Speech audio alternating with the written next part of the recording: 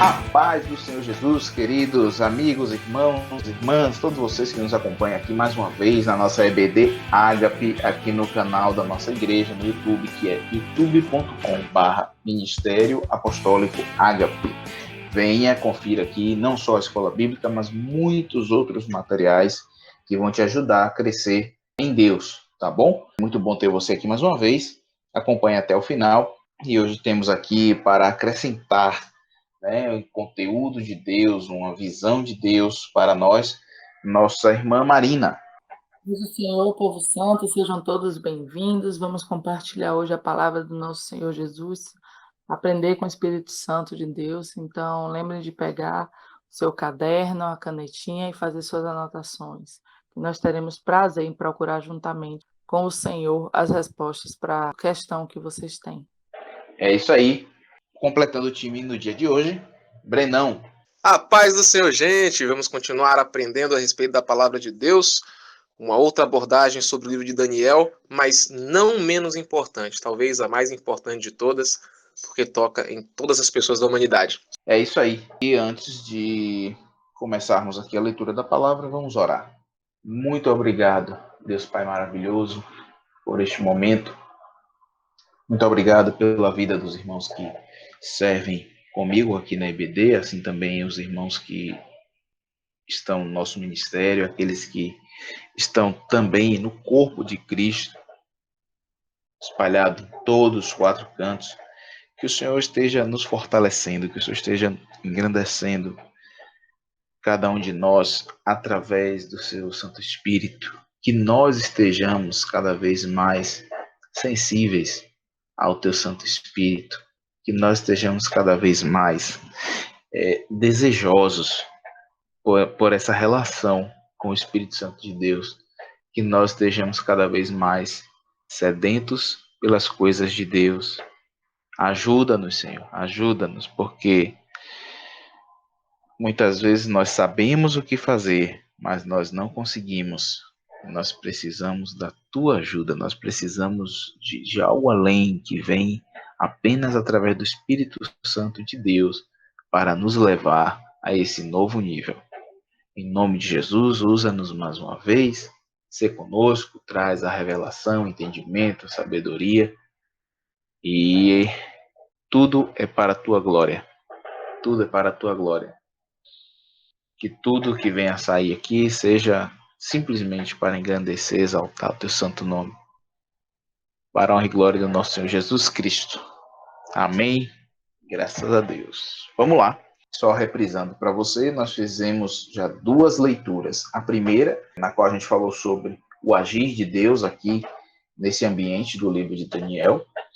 A segunda, onde a gente falou sobre o agir do homem de Deus, aqui no livro de Daniel. E agora a gente vai falar sobre o agir do homem carnal. Não só no ambiente do livro de Daniel, mas tomando como partida o ambiente do livro de Daniel. Fomos direcionados ao Espírito Santo para dedicar esse tempo, para fazer a leitura em três partes, para que a gente pudesse aproveitar um pouco mais do conteúdo. Enfim, o Espírito Santo vem guiando, a gente só obedece e ele sabe de todas as coisas, né? Nós sabemos muito pouco, então é melhor obedecer a ele. Assim, a gente vai começar agora a leitura de Daniel. Abra sua Bíblia aí em Daniel, no capítulo 1. A gente vai começar olhando as ações do homem carnal nesse ambiente. E não vamos ficar só nas ações do homem carnal, né? Nós vamos olhar o que foi feito, o que foi dito, e diante disso, a gente vai estar sempre buscando uma saída, sempre buscando como fazer diferente. Porque o interessante é fazer diferente do homem carnal, né? O interessante é ser espiritual. Mas nós precisamos saber onde houve o erro para que a gente não repita.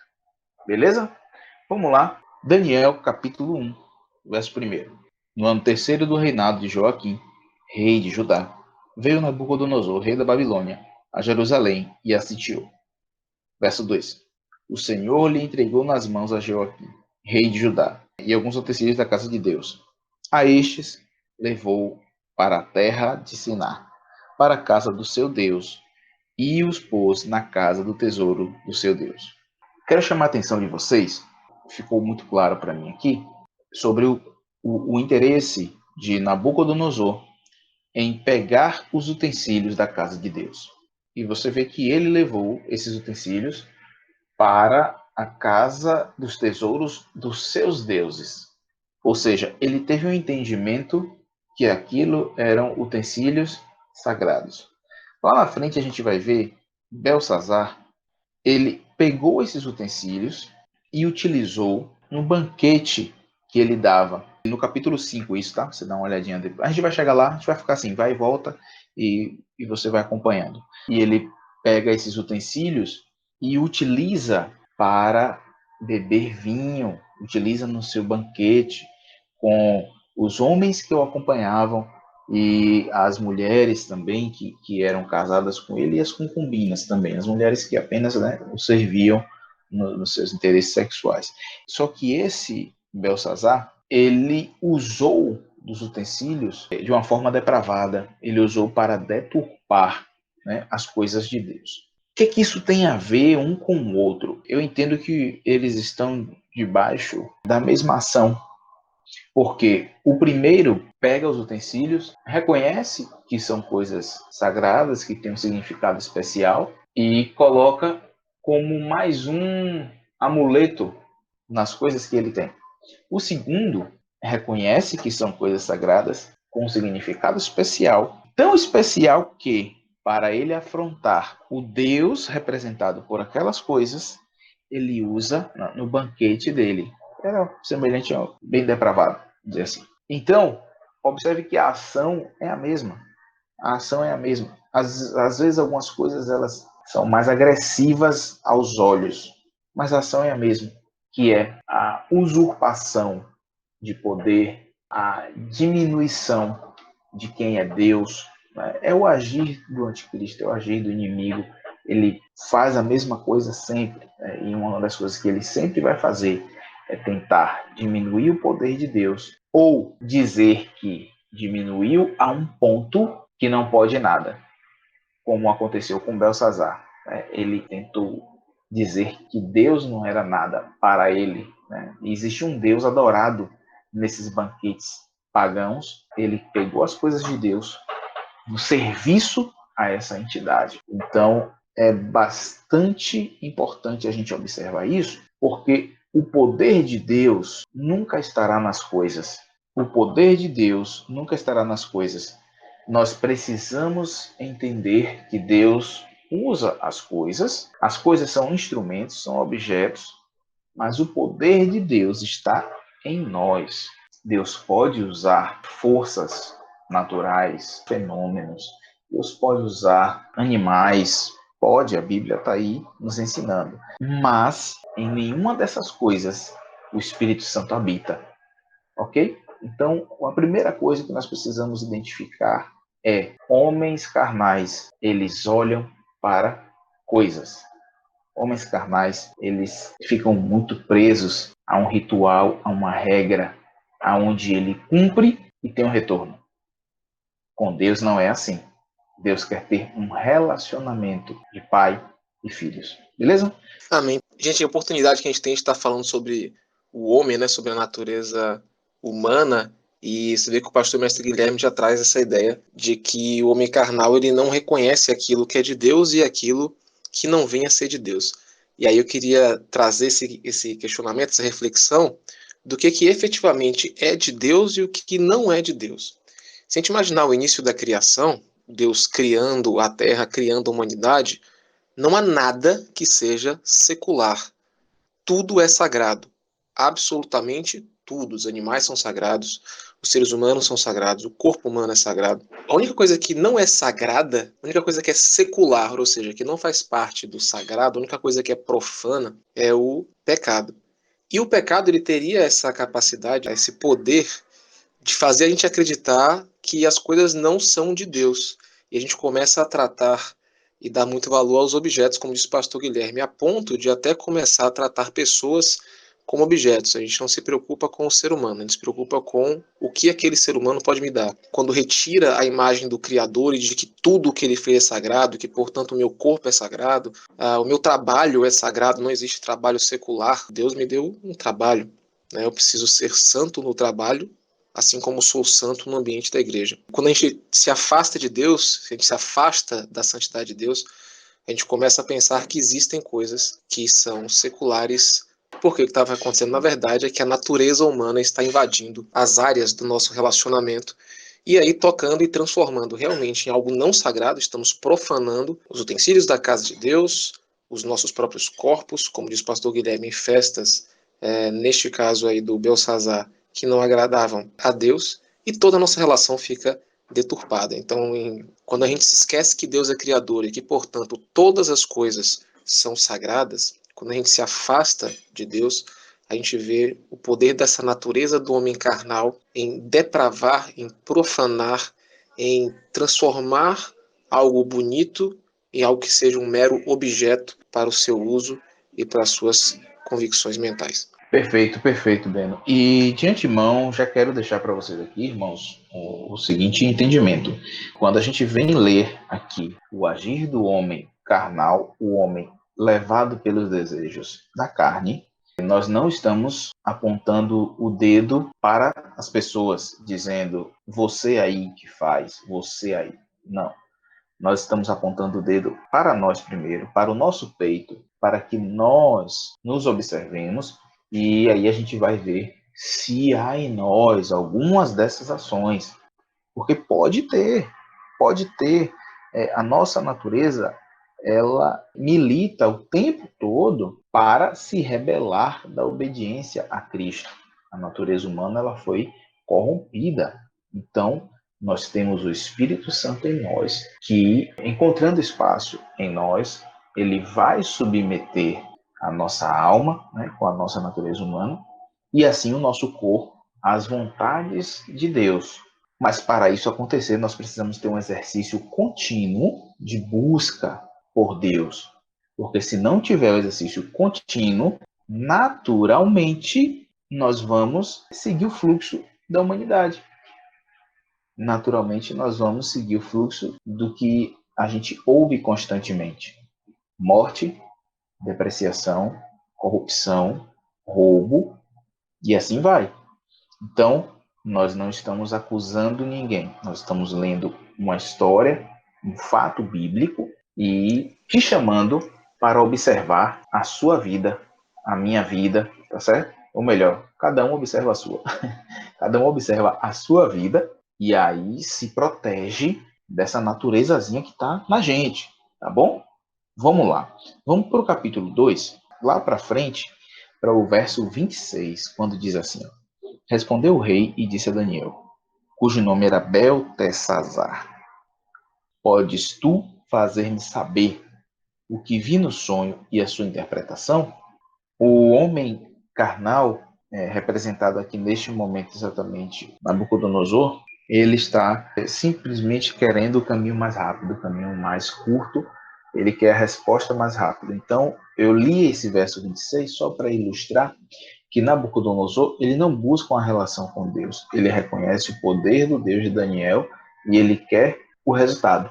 Ele quer o resultado, ele quer o fruto do relacionamento de Daniel com Deus, né? E aí depois vem Daniel aqui demonstrando a conduta dele de homem de Deus, né? Primeiro sempre glorificando a Deus e não tomando para si a glória que é de Deus, mas nesse momento nós vamos falar somente dessas condutas que não agradam a Deus.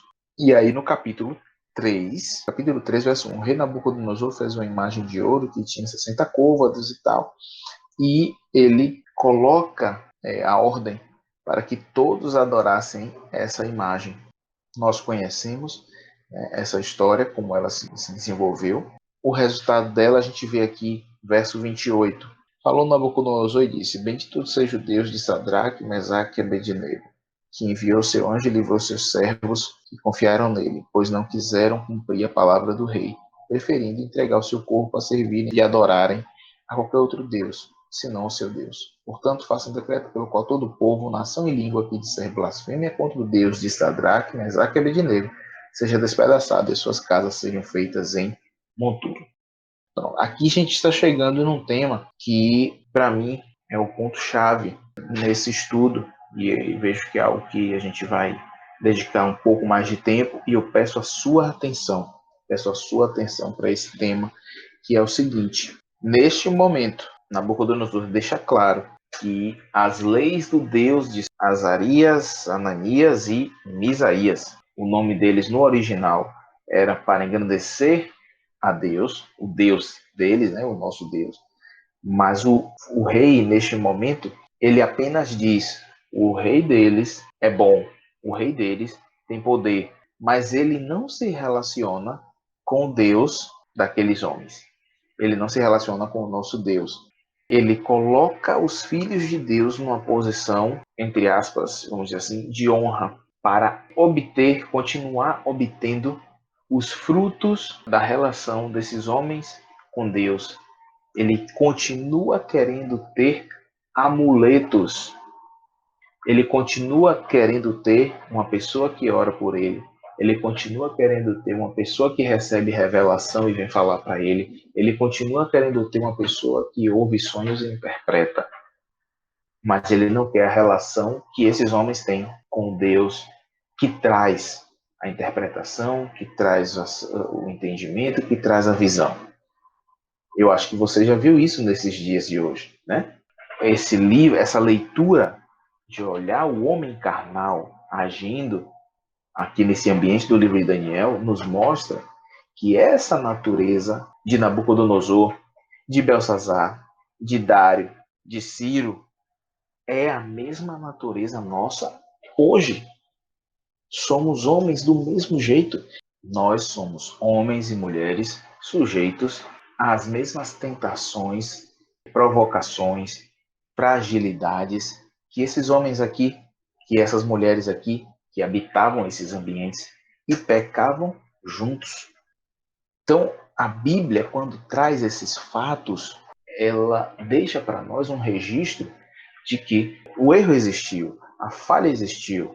E hoje, quando a gente olha com sinceridade, olhando para os princípios, você vê que os mesmos problemas continuam a existir.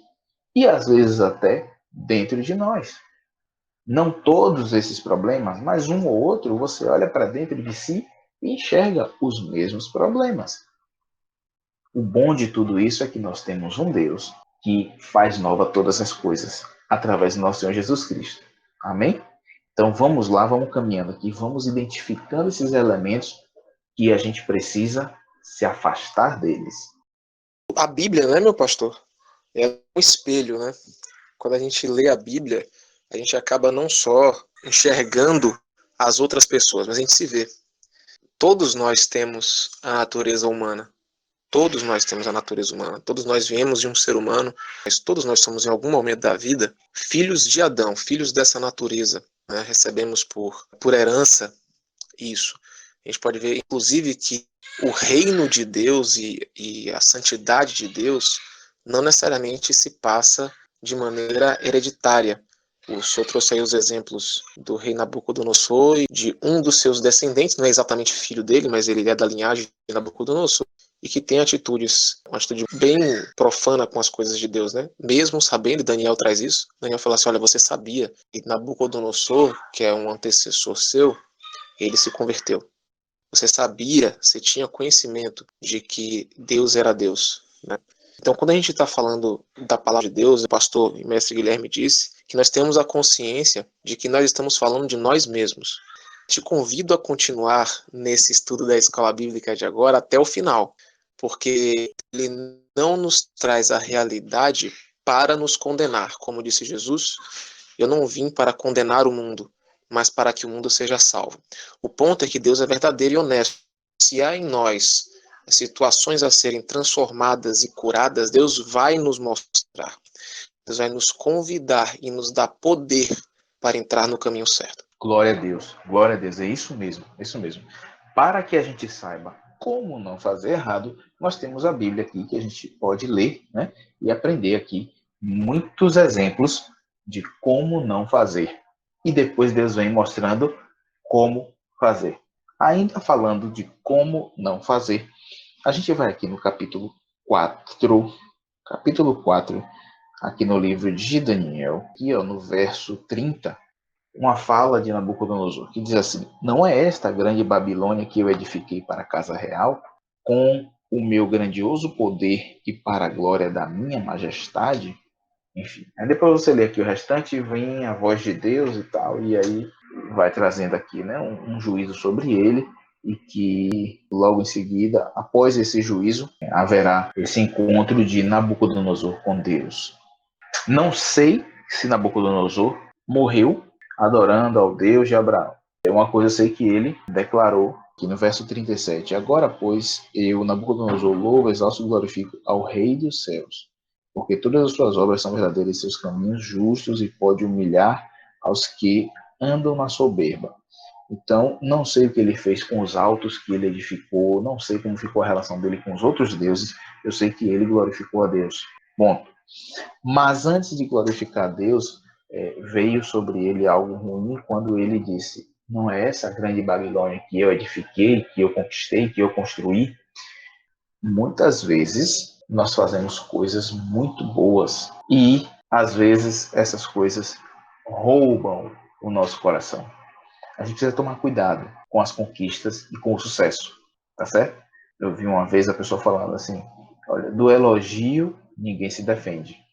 Então nós precisamos tomar cuidado, porque no sucesso, no bom desempenho, no momento em que tudo está dando certo, é o momento que a gente precisa estar muito atento para não cometer excessos.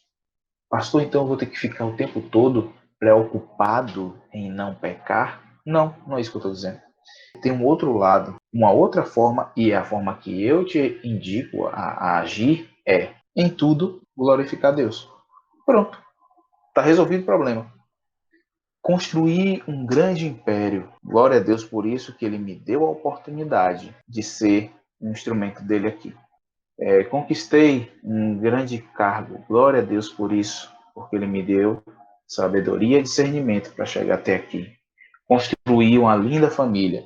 Glória a Deus, porque ele me permitiu todo o sustento, toda a sabedoria e a paz interior para construir um lar e ter essa família. Então, quando você glorifica a Deus, você já está colocando a natureza humana lá embaixo, no lugar que ela deve ficar, só para fazer a gente realmente ter um instinto de sobrevivência. Mas, fora isso, vamos glorificar a Deus, porque aí a gente se protege dos arroubos, dos rompantes do homem carnal. Tá bom?